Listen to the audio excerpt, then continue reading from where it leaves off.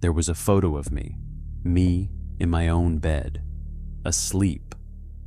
Somebody took it from inside my room. She came in on a referral, 27, sleeping 2, maybe 3 hours a night. I asked when she first noticed she wasn't sleeping. She gave me an exact date, so I asked what happened on that date. The first one showed up on a Thursday. I keep saying Wednesday when I tell it, but it was the night before the rain, so Thursday. I do pick lines at a warehouse out past the airport, 3 years now.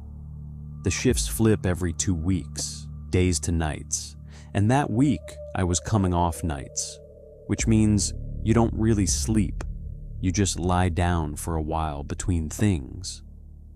But I want to be clear about something, because everybody wants me to have been half dead that night. I wasn't. I was tired, the normal amount. I remember the whole evening. I was on CRAIGSLIST looking for a dresser. Mine came with the house, and the bottom drawer does this thing where it doesn't matter. I was looking for a dresser. I didn't find one I liked. And somewhere in the furniture listings, there was one that wasn't furniture. The picture was just sky. Blue, some clouds, nothing else. And the title said, "Aaron, take an umbrella tomorrow. It's going to rain." My name. Not in the seller part. In the title. The way you'd write it to a friend. I laughed. Alone in my bed, out loud. Because come on. Somebody's bored. Somebody's running some bot thing that scrapes names from somewhere. And there's about 1 million errands. I tried to screenshot it to send to Kayla, and the second my fingers touched the buttons, the app did that little refresh shiver, and it was gone. I scrolled up and down for it for a while. Then I went to sleep. Slept fine, by the way. That was the last night I slept fine, so I remember it. I wish it had stayed funny. Next morning on the bus, the sky went dark, about halfway in. And by my stop, it was coming down hard. Nobody had anything. The driver was going on about the forecast, how it had said sun all day, how he'd washed his car over it. And I stood there at the doors getting wet, and I thought, umbrella. I didn't think anything past that. I swear that's the truth. You don't jump from a weird listing to whatever this is. You think, funny coincidence, and you tell the girls at work about it on break, and it's a story. The kind of story things are while they're still nothing. It rained until dark. The forecast never caught up to it, and I know what you're gonna say because I've said it to myself about 100 times since. Weather apps are wrong constantly. Somebody guessing rain isn't a miracle. Sure, but nobody guesses rain at you by name the night before with a picture of the exact sky you're going to stand under. That's not a forecast. That's somebody showing you they can. That evening I came home and did the usual. Made food, made tea, took the plate to bed. Television on for the noise, phone out. That's what nights are when it's just you in the house. I don't know what to tell you. And I still needed that dresser, so I was back on the site. I found the second one around 10. At first I thought it was a stock photo of a fridge, white fridge, door open a crack. And then I saw the magnets. I've got these stupid magnets from my mom, a pineapple and a flip-flop, and they were right there in the photo, on my fridge, in my kitchen. And the title said, "Aaron, you left the fridge open." I tapped it, nothing. It wouldn't open, wouldn't load, wouldn't do anything. It just sat there in the list like it had every right to be there. I went for the screenshot again, and the moment I moved, the whole listing was gone. Same as the first one. Like it felt me reaching. I know how this sounds. I do. Let me just tell it. I didn't go check the fridge. That's the part people don't understand. Why didn't you just walk to the kitchen and look? Because the photo was taken from inside my kitchen. That's why. Whoever took that picture was standing where my counter is. Going to the kitchen meant maybe they were still standing there. So I shut my bedroom door. No, I locked my bedroom door, and I sat down against it, and I listened. It's an old house. It talks at night anyway, the pipes, the heat clicking on. That night, every single sound had a person inside it. I texted Kayla, "Come over. Don't call me, just come." She's 8 minutes away. Those were the longest 8 minutes I've ever sat through. When the doorbell went, I about came out of my skin, even though it was the one sound I was waiting for. I made her walk in front of me to the kitchen, which I still feel bad about, and the fridge was open, not wide, a crack, the way it sits when the door doesn't quite catch, the little light on inside. Kayla figured I'd left it open myself and scared myself sick. I went to show her the listing, and of course there was nothing to show.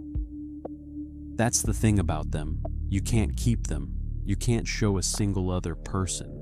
It's like they know the exact second you stop being alone. She stayed the night. I fell asleep somewhere around 5 when the window was already getting light. In the morning, Kayla was kind about it. She said it the way you say things to somebody you love. You work insane hours, you barely sleep. Brains do stuff when they run on empty. And she went to work, and I sat there with my cold tea. And honestly, I wanted her to be right. I looked it up myself. Sleep deprivation, hallucinations, all of it. It's real. It happens to shift workers. There are whole forums. I kept reading about it until it almost fit. Almost. Because I never opened that fridge. She walked ahead of me the whole way. If the listings were in my head, the fridge wasn't. Fridges don't run on my imagination. I thought about coming to a place like this, actually, that same week. And I didn't, because what was I going to say? I see listings. I see listings, and they know my name. You'd have sent me one floor up, and maybe you'd have been right to. I went to my next shift barely standing. Don't remember most of it. And that's when I started doing the thing I still can't properly explain to you. I kept the site open, all shift, every break, standing at my station. I'm scrolling.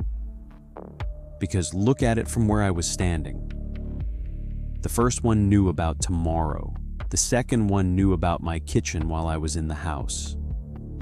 They were never wrong. They were only ever early, which means the listings were the one way I had of knowing where it was looking. It was the only smoke alarm I had. So I watched the site the way you'd watch a door. On the bus, in the break room, in bed. My pick rate dropped, and my supervisor asked if everything was okay at home, and I said, yes, fine, tired. What was I supposed to say? Somewhere in the free furniture, there's a thing that knows my name, and checking for it is the only thing holding me together. I should have thrown the phone in the river. I know that now. 2 nights later, I was home alone again.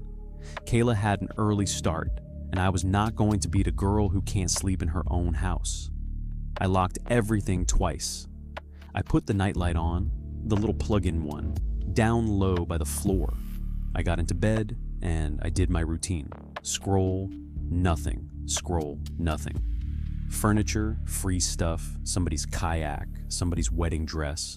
Nothing with my name in it. I remember actually starting to feel okay. Then there it was. The picture was dark, and I couldn't tell what I was looking at, so I turned my brightness up. It was my room, this room, the one I was sitting in. The nightlight was in the picture, glowing, low by the floor, exactly where it was glowing next to me right then. And my bed was in the picture. And I was in the bed, asleep. On my side, face to the wall, blanket half off. And the title said, "This is what's keeping you up, Aaron." The angle. The photo was taken from low down, from the floor, from low, okay? From somewhere low in that room. I'm not going to say it. You understand what I'm not saying. I didn't scream. That's the part I keep coming back to. I went completely still instead. Like, if I didn't move, the picture couldn't be true yet. I put the phone face down on the blanket, and I sat with my back hard against the headboard and my eyes on the dark strip of floor at the end of the bed. And I stayed exactly like that until the window turned gray. When it was properly light, I was out of that room in about 2 steps. I took the big knife off the block in the kitchen, and I made myself go back in and look. Under the bed, the closet, behind the door, behind the curtain even, which is this thin little curtain that couldn't hide a cat. Nothing. Dust. 1 sock. Nothing. I took time off work, told them it was family stuff. I stayed at Kayla's 6 nights on her couch, and every one of those nights I was on the site until my eyes gave out, checking. That's all I did. Her couch, her spare blanket, my thumb moving. Nothing came. Days of nothing. Then weeks. Kayla stopped asking about it, which I was grateful for, and then I was angry about, and then grateful again. You can't hold somebody in your fear with you forever. It doesn't fit 2 people. She'd fall asleep at 11 like a normal person, and I'd sit there in her dark living room with the phone an inch from my face, refreshing a page of somebody's old couches. And you'd think that's the good part, and for a while I let it be the good part. I even moved back home. Washed the sheets, put the knife back in the block, told myself it got bored of me. Whatever it was, the bot, the guy, I never let myself pick a word for it. It got bored and it moved down the list to somebody else. That thought is not as comforting as I needed it to be, by the way, because there's a version of me it has. Asleep, face to the wall, not knowing anything. That version still exists in a photo somewhere. So, no, I don't really sleep. I wake up at 2, 3 in the morning, like there's an alarm going off that only my body can hear, and I don't move, and I watch the dark part of the floor, and I cry a little, quiet, face to the wall. You can't unknow a thing like that about your own bedroom. That's why I'm here. I just want to sleep. I want a pill, or a machine, or whatever it is you give people. And hold on. It's back. The first one. The umbrella one. Look, it says my name. It was posted today. It says 11 minutes ago. Why is it back? I haven't. I didn't do anything. Look at it. You see it too, right? Please tell me you see it. I saw it. A weather notice with her first name in the title. Posted that morning. No seller, no price, no location. She tried to open it while I watched, and it would not open. By the time she reached the front desk to show them, it was gone. I told her what severe sleep loss can do, and that it was the likely answer. She said she knew. She'd looked it up herself, weeks before. Then she asked me who opened the fridge. She came back 3 more times. She was sleeping less at each visit, not more. She did not come to the 4th appointment. The file stayed open. It still is.